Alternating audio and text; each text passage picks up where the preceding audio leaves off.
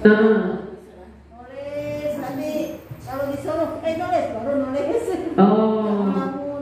Kenapa lah kira-kira Bu? Dia itu memang pembawaannya. Pembawaannya memang seperti itu. Makanya tuh kayak tidak nakal. Berarti kalau mak aku ngeliatnya kayak anak yang diam gedung bahkan dia itu hampir sama dia ngomongnya dia tak kenal. Dia betul ngomong. Oh, keterlambatan memang ada ya. Ya Bu Dewi tadi bagaimana Bu Dewi? Ini Bu kendala karena yang pertama masih mengeja Bu ya. Nah sudah tuh ada yang belum yang bisa baca. Oh, kelas 6. Berapa yang ini yang Tidak bisa yang baca itu 2. tidak bisa membaca, typing tahu huruf. 4 kalau nggak salah. 4 yang masih ngeja. Yang masih ngeja, yang nggak bisa itu 1. 1 huruf tahu. Nggak tahu, bingung. Kenapa? Itu siapa namanya? Alvin, guru kelas 5 sebelumnya? Jadi kira-kira ada nggak? Ada kurang apa anak itu sebelumnya? Tidak kalau atas lima Bisa ya. kalau ditanya Aku suruh maju nggak baca Bu. Ke depan siko-siko. Pertama tuh awal. Atau misalnya Saya sama keliling Bu ya. Iya. Saya stop. Iya. Karena saya pengen melihat anak tuh menyimak tidak. Iya. Stop. Terus sambung lagi berikutnya stop. Nah, pas dia Alfi tidak bisa baca. Dem. ngeduknya itu, nah apa sebelumnya apa yang sudah ibu lakukan? Misalnya ibu ajarin baca atau bimbingan apa yang sudah pernah ibu lakukan? Belum. Karena menurut aku ajarin lagi baca. Tapi kalau balik dari jauh enak. Tidak bisa lah anak misalnya cak setengah jam khusus dia baca sama yang masih ngeja boleh. Kalau kita aku dibalik ke jauh ya itu lah karena sempat. Habis istirahat nggak bisa. Bisa lah kalau untuk yang bisa. Bisa. Bagaimana ada Pak Sebatar yang di kelas 6 Pak Sebatar? Yang baru ngeja, 1 yang tidak bisa. Kalau menurut Bu Etna waktu di kelas 5 ini Bu Etna dulu tidak ada masalah atau mungkin teknik yang berbeda atau dia agak takut dengan. Kalau menurut teori itu kalau anak tidak bisa itu yang salah guru atau murid. Kira-kira pembelajaran yang menyenangkan, pembelajaran apalagi berpusat pada anak. Nah, ibu kalau misalnya anak tidak bisa baca tulis itu sebenarnya ya kalau sampai kelas 6 itu ya kesalahannya guru jelas itu. Kesalahan guru itu kalau tidak bisa baca tulis sampai kelas 6 terkecuali anak tersebut berkebutuhan khusus. Kalau sampai 4 orang 4 itu kalau kita teko 5 teko yang tidak bisa sama sekali sudah maksimal mendampingi. Kalau sekedar ambil nilai kalau belum tuntas itu harus ada bukan remedial itu berdasarkan apa? Berdasarkan apa remedial itu? Nah, dari remedial seluruh kelas di remedial kadang-kadang itu. Padahal kan masih misalnya tadi kelas 6 tadi ibu tadi berapa muridnya? Nah 23 itu misalnya yang belum tuntasnya itu ada 5 tadi. Yang di remedial cuma 5 tadi. Misalnya soal 10, yang salah berapa misalnya? Yang salah 5. Yang di remedial 5 inilah. Remedial itu 3 kali berdasarkan hasil analisis. Mengajar untuk sekalian, metode itu misalnya metode ini tidak bisa, tidak sukses, maka ganti metode yang lain. Metode yang lain lagi tidak. Masih kemarin yang murid Bu Ana itu lompat sana, lompat sini, lompat sana, lompat sini. Nah, ini kadang-kadang sama wae, dianggap sama. Tidak sama antara Rio dengan saya, tidak sama. Itu caranya. gitu adanya. Maka guru itu harus punya metode. Nah, kalau ditanya tadi Bu Nurhayati tadi, menyenangkan anak-anak, menyenangkan kalau ini, itu tadi, misalnya menggunakan alat peraga yang bisa menarik minat anak. Kemudian ada perhatian dari guru. Nah, kira-kira macam itu. Tidak guru-guru memandang bahwa yang kita lakukan semuanya sudah baik dan benar ya. Memang siapa tahu ada indikasi kita ini belum maksimal Bu Dewi ya. Jadi juga untuk Bu Dewi dan guru-guru yang lain ya. Nah, kedepannya kita mengasah kemampuan kita, mengasah metode-metode mengajar kita ya, sehingga kita bisa memberikan bimbingan terbaik. Juga bisa sambil sharing Bu Dewi ya dengan sesama guru juga. Nah, kemudian di sini ada pertanyaan, aktivitas apa saja yang sudah dilakukan selama ini dalam mendukung proses pembelajaran. Jadi ketika Bapak Ibu mengajar di kelas itu, apakah aktivitasnya bagaimana kira-kira? Pas ngajar buku, ngasih tugas ya, kemudian Bapak Ibu buka YouTube. Atau kemudian Bapak Ibu metodenya bagaimana? Kira-kira kalau Bu Ana sendiri satu semester ini pernah mengajak anak belajar menggunakan media misalnya. Bagaimana, pernah tidak Bu Ana kira-kira? Pernah. Waktu itu pelajaran? Waktu matematika. Bagaimana dia?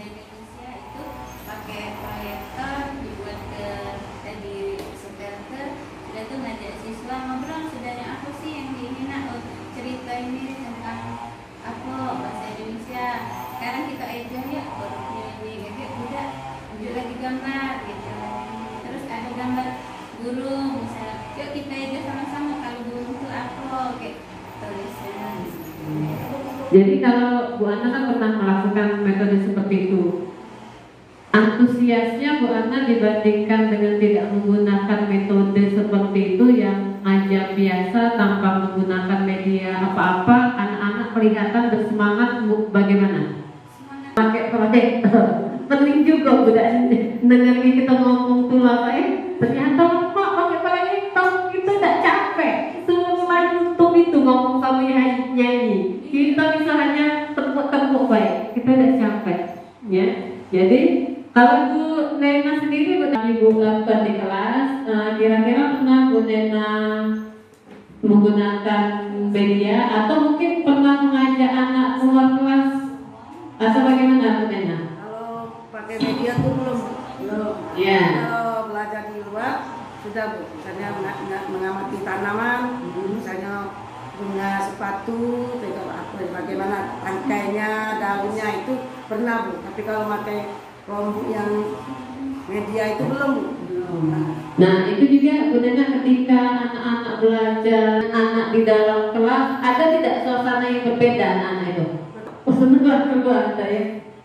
Di dalam kelas itu terpaku juga Bu. Kalau itu sudah terangkat dan ini pertanyaan kayak dia bertanya terus satu nulis kan pertanyaan. Kalau selesai ngobrol dia. Kalau di luar dia senang Bu. Hanya dengan tanaman ini senang dia di luar. Itulah perbedaan antara dalam kelas dengan di luar. Kalau hasilnya itu proses sebenarnya. Kalau misalnya tentang hasilnya sendiri, ketika Bu Nena itu ngasih penilaian atau asesmen ya, ngasih soal, kegiatan mereka yang menyenangkan di luar kelas sama mereka yang Ibu ngajar seperti biasa dalam kelas, itu ketika menjawab soal bisa tidak mereka menjawab soal? Kalau di luar dia bisa Bu. Bisa ya. Dengan tanaman yang terbukti misalnya kembang sepatu itu kan bunga sempurna kan. Nah, kalau bisa menjawab, tapi kalau dalam kelas tuh agak sulit ya Bu. Mesti masih keluar Bu, nak ngelihat yang tanaman yang bentuknya yang asli itu. Ya. Nah jadi Bapak Ibu ternyata ya ragam metode ya suasana belajar bukan hanya mempengaruhi proses belajarnya, mempengaruhi juga hasil belajar siswa Bapak Ibu ya.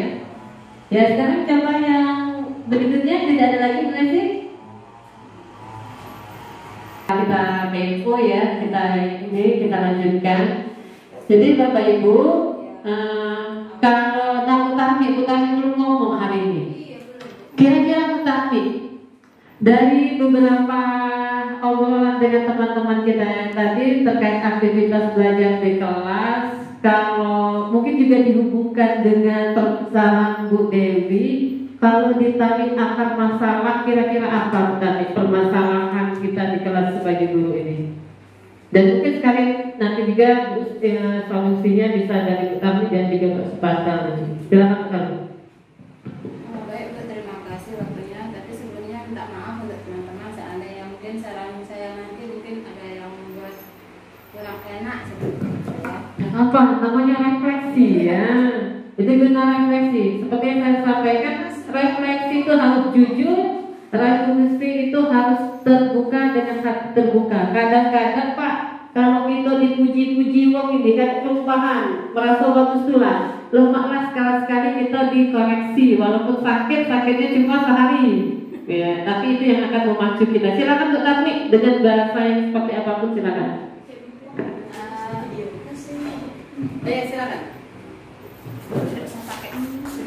Jadi mungkin menurut saya Ibu akan masalah kita itu teman-teman itu mungkin belum secara maksimal menggunakan alat-alat yang kita punya. Kemudian juga sebetulnya di buku kurikulum Merdeka ini kalau kita mau membaca dan teliti, di sana itu sudah ada langkah-langkah pembelajaran yang cukup menarik sebetulnya untuk siswa. Jadi memang tidak ada siswa duduk mantap, semuanya pakai kegiatan Bu. Baik itu bahasa Indonesia, IPAS, matematika juga semua pakai kegiatan ternyata setelah saya baca dan teliti buku ini ya. Jadi kita sebenarnya tinggal mengikuti langkah-langkah di sana, tapi mungkin akar masalahnya kita tidak punya waktu banyak untuk membaca buku tadi. Jadi kita hanya melihat garis besar materi, kemudian kita menyampaikannya dengan cara kita sendiri, tidak membaca langkah-langkah di buku itu. Padahal kalau kita mau meluangkan sedikit waktu saja untuk membaca buku itu, baik buku siswa saja, tidak usah buku guru, itu kita sudah bisa melaksanakan pembelajaran yang berpusat pada peserta didik. Nah, seperti saya contohkan kemarin saya mengajak anak-anak keluar ya, itu ternyata setelah saya baca di rantai makanan itu mereka bermain peran. Ada yang sebagai matahari, sumber dari segala sumber energi, ada yang berperan sebagai produsen, kemudian ada yang berperan sebagai konsumen tingkat 1 dan seterusnya sampai pengurai. Kemudian mereka bisa membuat dari rantai-rantai makanan itu kemudian berkembang menjadi jari-jari makanan. Nah itu melalui permainan. Nah itu kalau kita mau membaca buku itu secara meneliti, itu saya rasa pembelajaran kita sudah sangat menyenangkan. Itu akan masalah yang pertama. Kemudian yang kedua, mungkin ya kita memang belum banyak sharing juga tentang pembelajaran. Kemudian juga mungkin komunitas belajar kita memang perlu diaktifkan agar kita bisa berbagi. Ya kemudian motivasi dari dalam Bu, kalau mau berubah.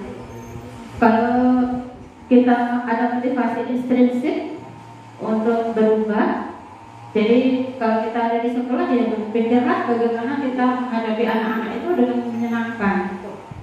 Tinggal dulu yang lain-lain. Itu kalau saya seperti itu. Jadi walaupun tadi bebalah di rumah ya sudah tinggal dulu.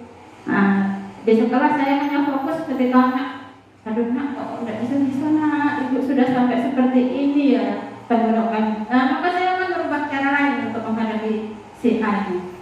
Tapi memang minta maaf Pak, padahal di kelas 5 itu sebetulnya ada satu orang anak mungkin seharusnya berkebutuhan khusus. Sebetulnya sama Bu Dewi itu anaknya dulu saya yang ngajar Pak ya kelas 4. Memang Alvin itu termasuk kategori berkebutuhan khusus sebenarnya Pak. Saya bukan tidak pernah membimbing dia Pak.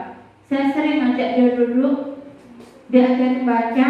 Hari ini kita ajari, besok itu hilang semua sudah Pak yang kita ajari tadi. Kita ajari lagi, besok hilang lagi Pak. Itu sudah saya coba Alvin itu Pak, bukan saya biarkan Pak ya. Tapi ketika kita kasih soal lisan, nyambung Pak ya. Jadi bacaan itu bukan coba itu dia nyambung semua Pak. Walaupun menjawabnya dengan kata-kata dia sendiri. Seperti itu Pak. Kemudian juga memang Alvin ada kelebihan di bidang lain Pak. Dia kalau seperti kemarin mimpin gerak jalan juara 1 Pak. Mimpin gerak jalan kita juara 1. Itu Alvin yang mimpin. Kemudian nari juga dia ada sepertinya Pak di sana. Nah, tapi memang kalau kita pelajari dari latar belakang keluarga Pak, Alvin itu brokerku. Kemudian maaf, ibunya itu sudah berapa kali menikah. Nah, mungkin ketika hamil Alvin itu dia dalam kondisi depresi atau bagaimana, kemudian mengkonsumsi itu bisa jadi Pak, itu menghambat atau membuat trauma di otaknya. Jadi kalau untuk akademik memang sangat-sangat kurang. Nah kemudian satu lagi di kelas 5 juga tidak bisa membaca Pak. Itu bukan tidak pernah dibimbing, sebab dari kelas 4 itu saya yang megang. Seperti itu kejadiannya sama Pak. Bahkan huruf itu sekarang kita katakan ini huruf anak, itu kita tanya lagi itu nggak nyambung Pak. Nggak nyambung. Kalau sudah lebih dari 2 huruf itu sudah tidak bisa lagi Pak. Tetapi tetap ada dia sisi positifnya, anaknya rajin, penurut. Walaupun dia dalam kondisi seperti itu, dia tidak rendah diri terus berhenti sekolah ya, walaupun setiap hari dia harus melihat pandangan teman-temannya, pandangan yang agak aneh, tapi dia tetap ke sekolah dengan semangat. Dan saya selalu mengatakan dengan teman-temannya, kalau dia saya beri nilai 100 terus di bukunya, walaupun tanpa ada yang dikerjakan, tanpa ada jawaban benar, saya bilang ke teman-temannya tidak usah diri, karena ini penilaian yang berbeda dari itu. Itu hanya untuk memotivasi agar dia tetap datang ke sekolah ini. Nah itu mungkin, maaf teman-teman, mungkin perlu juga seandainya itu kita memahami anak itu juga dari latar belakang keluarga, sehingga kalau kita memahami, kita tidak akan membuat penilaian yang salah terhadap anak itu Pak. Itu mungkin yang bisa ditambahkan. Terima kasih. Nah itulah kira-kira Bu ya. Sebetulnya media itu Bu, media itu tidak harus media pakai info, tidak media yang sulit-sulit kadang-kadang. Media itu kadang-kadang ada di lingkungan, makanya kalau survei nanti pernah Bapak Ibu guru menggunakan media yang ada di kelas? Pernah tidak Bapak Ibu menggunakan media yang ada di sekolah, yang ada di lingkungan? Nah itu sebetulnya itu. Nah kadang-kadang kelemahan kita itu Bapak Ibu sekalian, seperti yang diterangkan Bu Dewi tadi, aku tuh nak nunjuk ini tapi rumahku jauh misalnya kan. Nah kalau yang ya sebenarnya ya, kalau apalagi Bapak Ibu sekalian itu ya tidak banyak bisnis. Kalau aku tuh tidak punya bisnis aku tuh, nah kalau tidak punya bisnis itu ya sudah kita mantepin di guru, itu ya sudah jadi guru kalau nak ngadu kena apa-apa sulit. Cuman kelemahannya sih kok memang dari zaman ke zaman itu kelemahan guru itu sih kok, padahal itu yang sangat penting. Apa itu? Kalau yang sekarang dinamakan modul pembelajaran sama RPP, itu dari zaman ke zaman kelemahan guru itu situ. Padahal disitulah letak kita, seperti kami tahu langkah-langkahnya itu dari anak membaca doa. Langkah kedua anak mengucapkan ini itu langkah-langkah. Tapi rata-rata guru dan punya, walaupun punya tidak pernah dibaca. Kadang-kadang seharusnya kalau zaman dulu tuh RPP itu dibuat malam, tidak diajarkan pagi, jadi masih ingat, jelas masih ingat. Nah sekarang kan tunjuk pelonggaran, kadang-kadang buat 6 bulan sekali atau setahun 1 tahun bahkan masih lumayan. Ada langkah-langkahnya, juga ada langkah-langkahnya dalam mengajar. Itu dulu, udah tahu sekarang lama udah nggak lagi tapi bukan ya. Buku pegangan guru yang adalah. Nah, misalnya itu balik takut ketinggalan angkot mobil. Nah ini jadi tidak mungkin akan fokus ke anak itu ya. Jadi kami harap kalian ya sudah ya, aku bangga jadi guru itu yang bisa saya banggakan sampai sekarang. Anak murid saya dulu aku masih di PAL 10, PAL 16, itu udah tahu lah di PAL 7 dulu waktu kita cerdas cermat di BRI Pak Samsudin asli murid aku ingat nih itu Surahman karena udahan itu ketuanya lagi murid aku, padahal anak punya tahu dewe waktu itu di Cinta Manis Terang itu masih makan atau timbul. Oh iya, nah itu aku bisa membawa murid aku bisa sampai terpilih. Salah nomornya tadi Romawi 1, satunya 1, jelas tujuan yang tadi ya, dan solusi yang telah disampaikan oleh Pak Subandar. Pak Subandar kami juga tadi sudah melakukan refleksi kehadiran Pak Subandar dengan membagikan Google Form. Alhamdulillah dari refleksi kami bersama ini kedepannya untuk memperbaiki diri, baik keaktifan mengajar, untuk hadir di sekolah, baik keterlambatan atau pulang duluan lebih cepat untuk diperbaiki terus. Dan berdasarkan data Agustus ini Pak, yang tertinggi yang tidak hadir itu yang telat itu 15 hari Pak. Itu tulisan jujur Bu Besi Pak, 15 hari telat Pak. Dan mungkin dari berdasarkan data melihatnya angka Bu Besi sendiri 15, itu akan jadi motivasi Bu Besi sendiri untuk menguranginya terus, sehingga nanti ketika per bulan ada pertanyaan seperti ini, nanti semuanya jadi 0 ya. Jadi Bapak Ibu, refleksi ini untuk bertujuan kita memperbaiki diri ya Bapak Ibu ya, dan telah ada solusinya. Salah satu yang disampaikan Pak Subandar tadi, keaktifan ya, dan kemauan kita untuk belajar mengajar menggunakan referensi yang banyak Bapak Ibu ya.